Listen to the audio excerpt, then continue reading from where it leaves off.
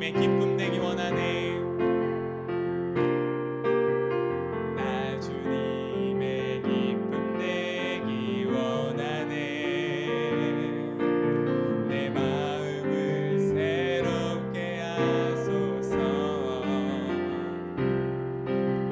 새 부대가 되게 하여 주사. 주님의 빛 비추게 하소서. 내가 원하는 한 가지 주님의 기쁨이 되는 것. 내가 원하는 한 가지 주님의 기쁨이. 겸손히 내 마음 드립니다. 겸손히 내 마음 드립니다. 나의 모든 것 받으소서. 나의 모든 것 받으소서. 나의 맘 깨끗게 씻어주사. 주의 길로 행하게 하소서. 내가 원하는 한 가지 주님의 기쁨이 되는 것. 내가 원하는 한 가지 주님의 기쁨이. 내가 원하는 한 가지. 내가 원하는 한 가지 주님의 기쁨이 되는 것. 내가 원하는 한 가지 주님의 기쁨이 되는 것. 오늘 말씀은 야고보서 1장 12절에서 15절까지의 말씀입니다. 시험을 참는 자는 복이 있나니 이는 시련을 견디어낸 자가 주께서 자기를 사랑하는 자들에게 약속하신 생명의 면류관을 얻을 것이기 때문이라. 사람이 시험을 받을 때에 내가 하나님께 시험을 받는다 하지 말지니 하나님은 악에게 시험을 받지도 아니하시고 친히 아무도 시험하지 아니하시느니라. 오직 각 사람이 시험을 받는 것은 자기 욕심에 끌려 미혹됨이니 욕심이 잉태한 즉 죄를 낳고 죄가 장성한 즉 사망을 낳느니라. 아멘. 우리 믿는 사람들은 하나님의 시험을 기쁨으로 받고 그것을 감당합니다. 그 시험을 견디는 것으로 인해 나는 연단이 되고 하나님 앞에서 더욱 성장해 가게 되기 때문입니다.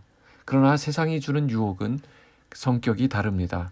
그 원인은 내 안에 있는 경우가 많다는 것이죠. 이것을 구별하도록 오늘 말씀을 주신 것입니다. 12절을 보시면 시험을 참는 자는 복이 있다라고 말합니다. 이 복은 이 땅에서 잘 먹고 잘 사는 현세적 복을 말하는 것이 아닙니다. 이것은 영원한 복을 말하는 것입니다. 예수님께서 마태복음 5장에서 하셨던 산상설교를 상기해 보시기 바랍니다. 그때 주님은 팔복을 설명하시면서 이 복에 대한 개념을 정확하게 알려주셨습니다. 결론부터 말씀드리면 복은 예수님을 가리킵니다. 즉 예수님을 소유한 것이 복입니다. 예수 믿는 사람은 그래서 최고의 복을 받은 것입니다. 예수님을 통하여 우리는 하나님의 자녀가 되었고 천국을 소유합니다. 자, 오늘 본문을 다시 보세요. 복이 있다고 하는데 그 다음 뭐라고 합니까? 이는 시련을 견디어낸 자가 어떻게 된다고 합니까? 주께서 자기를 사랑하는 자들에게 약속하신 생명의 면류관을 얻을 것이라고 말씀합니다. 자, 생명의 면류관. 면류관이 무엇입니까? 면류관은 운동 경주가 끝나고 우승한 사람에게 주는 생화로 엮은 월계수관을 말합니다. 생화를 엮어서 아주 멋지고 화려하게 만든 것이니 그것을 머리에 쓰면 아주 기쁠 것입니다. 또 얼마나 영광스럽겠습니까? 얼마나 감격스럽겠습니까? 그런데 그 면류관이 며칠 갈까요? 여기서 생명의 면류관이라고 하는 것은 그렇게 한시적이고 일시적인 세상 면류관과 비교되는 완전 반대의 개념을 말합니다. 그것을 비교하기 위해서 면류관이라는 개념을 사용하고 있는 것입니다. 자, 주님께서 약속하신 생명의 면류관은 잠시 반짝하다가 사라지는 그 일시적인 것이 아니라 영원한 성격을 가진 면류관이다라는 것을 강조하고 있는 것입니다. 13절 말씀입니다. 사람이 시험을 받을 때 내가 하나님께 시험을 받는다 하지 말지니 하나님은 악에게 시험을 받지도 아니하시고 친히 아무도 시험하지 아니하시느니라. 자, 여기 12절과 13절은 좀 충돌하는 말씀처럼 보입니다. 자, 앞절에서는 시험을 참으면 복이 있다라고 했죠. 그러니 그 시험은 하나님께서 긍정적으로 보시는 것 같더니 뒷절에서는 시험 받을 때 하나님께 시험 받는다라고 말하지 말라 이렇게 합니다. 그러니까 시험을 부정적으로 보시는 뉘앙스를 풍기고 계시는 것입니다. 자, 그러나 이 두 구절은 서로 배치되는 것이 아닙니다. 앞의 시험과 뒤의 시험의 의미가 완전 다른 것입니다. 앞의 시험은 말 그대로 연단, 테스트의 개념입니다. 그런데 13절의 시험은 말 그대로 유혹, 영어로는 temptation을 말하는 것입니다. 테스트와 temptation은 다른 것입니다. 하나님은 우리를 유혹하지 않으십니다. 유혹은 사탄이 잘하는 것이죠. 유혹이라고 하는 것은 미끼를 쓴다는 것입니다. 사탄은 도처에 미끼를 깔아놓고 성도들을 미혹합니다. 이런 시험은 우리를 망치는 것입니다. 당장에는 보기에 좋고 나에게 유익이 있는 것처럼 그렇게 보여집니다. 그러나 결국은 그것은 죄를 짓게 하고 하나님이 아닌 다른 것을 의지하게 만들기 때문에 유혹이라고 하는 것입니다. 14절 15절을 보십시오.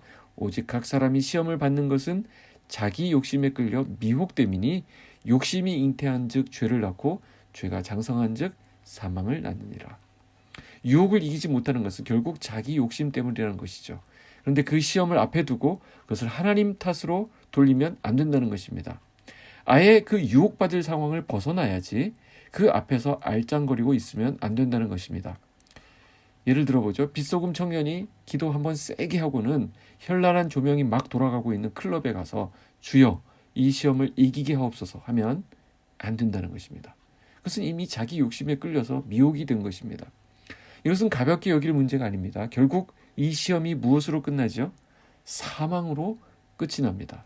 여기서 말하는 사망이라고 하는 것은 하나님과 반대되는 모든 삶의 형태를 말합니다. 그러니까 하나님으로부터 멀어지게 되는 것을 말합니다. 이 사망은 하나님과 단절되는 것입니다. 아까 시련을 잘 견디는 자는 앞에서 어떤 축복이 있다고 했습니까? 생명의 면류관을 얻게 될 것이라고 했습니다. 보십시오. 생명입니다. 그러면 무엇을 생명이라고 합니까? 하나님과 연결되는 것이 생명입니다. 결국 성경의 이 진단이 옳습니다. 우리의 문제를 말씀으로 정확하게 진단해주고 계시는 것입니다. 문제는 욕심이었습니다. 우리 안에 있는 이 욕심, 이 탐심이 모든 죄로 연결되는 원인이라고 말씀합니다. 그러면 어떻게 우리가 우리 안에 끊임없이 일어나는 그 욕심을 제어할 수 있을까요? 주님 한 분만으로 만족하는 것입니다. 주님으로 우리가 충만히 채워질 때 바울의 고백처럼 자족할 수 있고 또한 죄를 이길 수 있습니다. 오늘 이 아침에 출근하시면서 집을 나서시면서 학교와 현장에 나가시면서 우리 주님으로 주의 말씀으로 풀 충전하고 나가시기를 축복합니다. 생명의 면류관이 우리에게 약속되어 있습니다. 생명 되신 하나님으로 살아가는 오늘 하루 되시기를 주님의 이름으로 축복합니다. 기도하겠습니다. 존귀하신 하나님 아버지 감사합니다. 오늘도 우리에게 허락하신 하루를 살게 하시니 감사합니다. 우리 앞에 펼쳐지는 많은 일들, 계획들, 관계들 모두 주님께 맡깁니다. 하나님의 은혜와 사랑으로 충만하여 주님의 다스림을 받는 오늘이 되게 하여 주시옵소서. 내 안에 불쑥불쑥 튀어나오는 욕심을 제어하게 하시고 성령의 감동을 따라서 우리의 언어와 태도가 사람들에게 보여지게 하여 주시옵소서. 코로나 상황을 주님께서 다스려 주시고 오늘도 주님 날개 아래 우리 빗소금 성도들 안전한 하루 누리게 하여 주시옵소서. 예수님의 이름으로 기도하옵나이다. 아멘.